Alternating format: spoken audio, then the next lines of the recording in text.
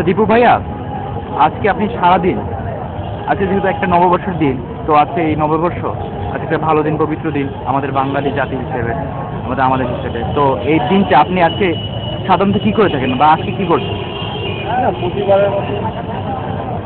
প্রতিবারের মতো এইবারও ঠিক একই কাজ করেছি। সকালে উঠে ফ্রেশ ট্রেশ হয়ে বের হওয়ার কথা ছিল ভোরবেলা, সব শরীর টরীর একটা বেলা দুটা মিশে। হ্যাঁ, বের হওয়ার কথা ছিল সকালে, তা না হয়ে 11টার দিকে বের হওয়া হলো। ফার্স্টেই চিরাচরিত নিয়ম ব্যায়াম, তারপরে পাওয়া গেল একটা। আপনি ব্যায়াম করেন? হ্যাঁ, না দিন না ও কেন কেন এই বছর কেন? তারপর আসলাম প্রেস ক্লাব নেমে হাসতেছি আর মেয়ে দেখতেছি। দেখলাম তোমার জন্য কোনো মেয়ে পছন্দ হয়নি। না, পছন্দ হয় যেরকম অনেক সুন্দর হয়েছে, যেরকম একটা মানাবে। হ্যাঁ, তারপর আসলাম, দেখা হলো, এগুলো তো মানুষ তো একদম হারিয়ে গেল, তাদের কিছু আবার সময় লাগবে। এই আর কি, জার্নি, হাঁটাহাঁটি, মজা করা, দেখা, নিজে মজা কম, পরিশ্রম বেশি করা। আর এই নববর্ষের মধ্যে আপনি যে এত পরিশ্রম করছেন, এত কিছু করছেন, কাউকে কখনো মিস করছেন বা এরকম একজন থাকলে আপনার বাসায় আজকে দিনটা সফল হতো, তো কাকে একটু বলেন, যদি বলতেন, তার ব্যাখ্যা যদি দিতেন, তাহলে আমরা খুব খুশি হতাম। পার্সনকে আমি খুব বেশি মিস করতেছি, মেয়ে। হ্যাঁ, আমার গার্লফ্রেন্ড, তার কখনো দেখা পাইনি আমি। আদৌ জন্মগ্রহণ করছে কিনা সেটাও আমি জানি, কিন্তু খুঁজতে। মানে আদৌ জন্মগ্রহণ করছে কিনা সেটা আপনি জানেন না, তাহলে বোঝা যায় যে আপনি অনেক ছোট কোনো কাউকে চয়েস করছেন বা করবেন, এরকম কেউ? সে কি ছোট কিনা সেটা বলার জন্যই বলা, কিন্তু আমি খুঁজতেছি আমার একটা পার্সনকে, যাকে আমি লাভ করতে পারি। আচ্ছা, আপনার যে পার্সন হবে সেটা কি আপনার মানে স্পেশাল, বলে আপনার চেহারা তার কিরকম হবে, নাকি মনের মিল, মানে মনের মিল এরকম হয় আপনি তাকে চাচ্ছেন? আচ্ছা, এরকম কি কাউকে, মানে আপনার বয়স হয়তো দেখা যায় যে আপনার বয়স বা 20-এর উপর, আচ্ছা এরকম কাউকে কখনো কোনো সময় পান নাই যে? হ্যাঁ, পেয়েছি। মনের মিল বলতে আমি ফান করতে পছন্দ করি, ওরকমও পেয়েছি, কিন্তু তাদের মনে সব কিছু ঠিক, শুধু একটাই প্রবলেম, তারা আমাকে ধোঁকাবাজি করে। আচ্ছা, আজকে তো পয়লা বৈশাখ, তো আপনি পান্তা ইলিশ খেয়েছেন? না, অনেক দাম। অনেক দাম? কত করে প্লেট? মানে আরে পাকায় নাই? হ্যাঁ, এক পিসের দামে আপনার 3000 টাকা। তো একটা ইলিশ মাছ 3000 টাকা কিনবো, আপুকে বলা সত্ত্বেও কিনতো হয়তো, বা বেশি প্রেশার হয়ে যায় তাই কিনা। আচ্ছা, আমাদের বলা হয় যে বাছে মাছে বাঙালি, ঠিক আছে, তাহলে মাছে ভাতে বাঙালি। তো এই জিনিসটা দেখা যাচ্ছে আমরা পয়লা বৈশাখে আমরা কি পেপারে দেখলাম যে 2টা ইলিশের দাম কারণ বাজার 15,000 টাকা থেকে।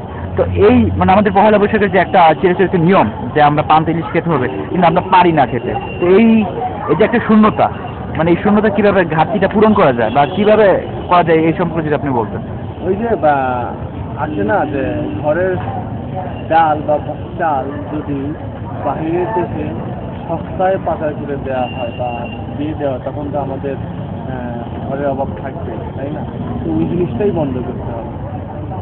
ঘরের আমাদের দেশের যে সকল জিনিসগুলো আছে, বিশেষ করে এই জিনিসপাতির ব্যাপারটা, সেটা যদি অন্য কোথাও চলে যায় বিপুল পরিমাণে, তাহলে তো আমরা খেতে পারবো। তো ওইটাই আসলে সামঞ্জস্য রাখা উচিত। হ্যাঁ, রপ্তানি করা ভালো, আমদানি থেকে রপ্তানি করলে বিদেশি মুদ্রা, তবে সেটার পরিমাণটা নির্দিষ্ট পরিমাণ হওয়া উচিত। আচ্ছা, আমাদের দেশে যেভাবে মানে নববর্ষ হয়, মানে যেরকম ল বা যেরকম শৃঙ্খলাতে, এতে কি আপনি সন্তুষ্ট, নাকি আরো অনেক সুন্দর হওয়া দরকার ছিল বা আরো অনেক কিছু হওয়া দরকার ছিল? যেহেতু এটা পুরো বাঙালি জাতির জন্য, কারণ এটা কোনো স্পেশাল মুসলিম হিন্দু নয়, এটা পুরো বাঙালি জাতির এটা পালন করে। এখন পর্যন্ত প্রোগ্রামগুলো যেভাবে হয়,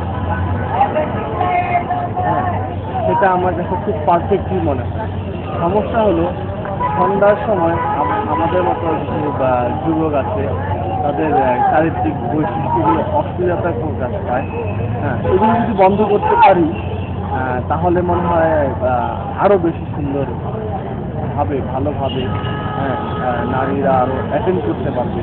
এখনও মেয়েরা করে, অনেক করে, কিন্তু সেটা একটা নির্দিষ্ট সময় পর্যন্ত থাকে, তারপর হয়তো তারা আনসিকিউর ফিল করে। তো ওই জিনিসটা বন্ধ করলে বাদবাকি সব ঠিক পারফেক্টলি করে। যেহেতু আমাদের যা কালচারাল, আমাদের প্রতিটা জিনিসই আমাদের সংস্কৃতি বেশি, বাইরে কোনো সংস্কৃতি কিন্তু আসলে আসে না। ড্রেসআপ বলেন, গান বলেন, সাংস্কৃতিক অনুষ্ঠান বলেন, শুধুমাত্র ওই অশ্লীলতাটাই ওই সময়টাকে কেটে দেয়। আচ্ছা, আমাদের পয়লা বৈশাখ দেখা যাচ্ছে ম্যাক্সিমাম কিছু জায়গা নিয়ে মানে গড়ে ওঠে বা কিছু জায়গা কেন্দ্রিক হয়ে থাকে পয়লা বৈশাখের অনুষ্ঠানগুলো, মূলত যে মূল যে অনুষ্ঠানগুলো।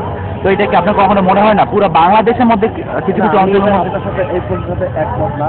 পয়লা বৈশাখের প্রোগ্রামটা আপনার সারা দেশব্যাপী হয়। দেশব্যাপী হয়, দেখা যাচ্ছে কিছু কিছু মানে যেমন ঢাকার মধ্যে রমনা বটমূল বলেন, যে এই জায়গার মধ্যে প্রচুর একটা চাপ সৃষ্টি হয়। তো এটা যদি মনে করো অন্য কোনো একটা জায়গার মধ্যে বা মানুষজন যাইতো, আর অন্য কোনো জায়গার মধ্যে আরো ভালো হিউজ পরিমাণ বা আয়োজন করা হচ্ছে, তাহলে ওই জায়গার মধ্যে মানুষজন যাইতো বা এই জায়গায় চাপটা কম পড়তো। আমরা তো যেমন আমরা দেখছি আজকে যে নেটওয়ার্কের প্রবলেম বা অন্য অনেক প্রবলেম আছে, ঠিক আছে, যাতায়াতের প্রবলেম বা দেখা যাচ্ছে পাশাপাশি যে দোকানগুলোর মধ্যে প্রচুর দাম নিচ্ছে, এটা কিন্তু অনেক প্রবলেম। না, আসলে আমাদের ঢাকায় যে অবস্থা, ঢাকার জায়গা তুলনায় মানুষজন অনেক বেশি। আর পয়লা বৈশাখ উদযাপনের যে হিস্ট্রিটা যদি আপনি জানেন, তাহলে বুঝতে পারবেন যে রমনা বটমূল থেকেই কিন্তু মেইনলি শুরু হয়। তারপর আপনার ওই আরেকটা যে র্যালি হয়, কি র্যালিটার নাম কি, 9টা থেকে যে শুরু হয় র্যালি। হ্যাঁ, ওই বৈশাখী রেল। হ্যাঁ, বৈশাখী রেল, ওইটা শুরু হয় মেবি আপনার 79 কি 89 থেকে।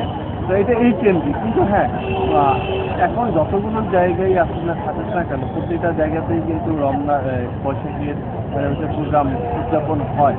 তবে জায়গাটা ব্যাপ্তি করা উচিত। তবে এই কষ্টের মধ্যেও প্রোগ্রামগুলোকে দেখা কিন্তু আলাদা একটা মজা।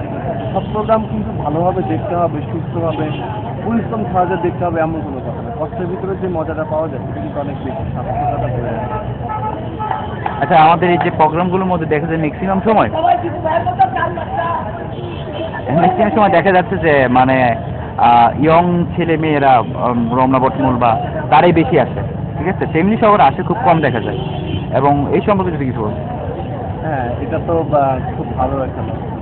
আমরা জানি, সবাই মিলেই জানি, কারণ এটা এখন নির্দিষ্ট বয়স বেঁধে রাখে না এই প্রোগ্রামটা। ছোটো থেকে শুরু করে বুড়ো পর্যন্ত এই পয়লা বৈশাখ। তো আর ইয়াং জেনারেশন যেহেতু এটাতে বেশি আগ্রহী, তার মানে এটা আরও ভালোভাবেই হচ্ছে। এবং আমরা যে আসলে আমাদের সংস্কৃতিকে, আমাদের ঐতিহ্যকে ভুলি না, এটারই প্রমাণ দেয়। আচ্ছা, আপনাকে ধন্যবাদ। আপনি পয়লা বৈশাখ সম্পর্কে অনেক কিছু বললেন যেগুলো আমাদের নেক্সট জেনারেশনের জন্য খুবই উপকারী। তো আপনি যদি আমাদের এই স্ট্যাম টেলিভিশন সম্পর্কে যদি কিছু বলতেন বা মানে ভবিষ্যৎ আমাদের দর্শকদের উদ্দেশ্যে যদি কিছু বলতেন পয়লা বৈশাখ সম্পর্কে। টেলিভিশন সম্পর্কে আপনাদের ক্যামেরাটা সাইজটা অনেক ছোট, বড় করেন, দেখেন আপনি আমার কত দূর থেকে ক্যামেরা ভিউ নিতেছেন, মনে হয় না আমার চেহারাটা ভালো আসছে যদিও। হ্যাঁ, তো আমি চাই আপনার ক্যামেরার সাইজটা আরো বড় হবে। আচ্ছা, আপনার কথাও আর আপনার সানগ্লাস আর চশমা যদি করে প্রবলেম, হ্যাঁ, সত্যি ভালোভাবে পরীক্ষা নিরীক্ষা করবে। আপনাকে ধন্যবাদ, আপনি আমাদের জন্য অনেক কিছু বলছেন। তো আমরা ইচ্ছা করবো যে আগামী বছরে এগুলো পূরণ করতে, বা আগামী বছর হোক, এই বছর হোক আমাদের খুব সুন্দর, যেহেতু আজকে বছরের প্রথম দিন। তো আগামী বছর এরকম দিনে আরো সুন্দর হোক, এটাই আমরা চাই। তো ভালো থাকবেন। আমিও চাই ভালো হোক। হ্যাঁ, দোয়া করি আপনার সামনে দিকে এগিয়ে যান, বড় বড় ভাব পা দিয়ে। হ্যাঁ, ধন্যবাদ।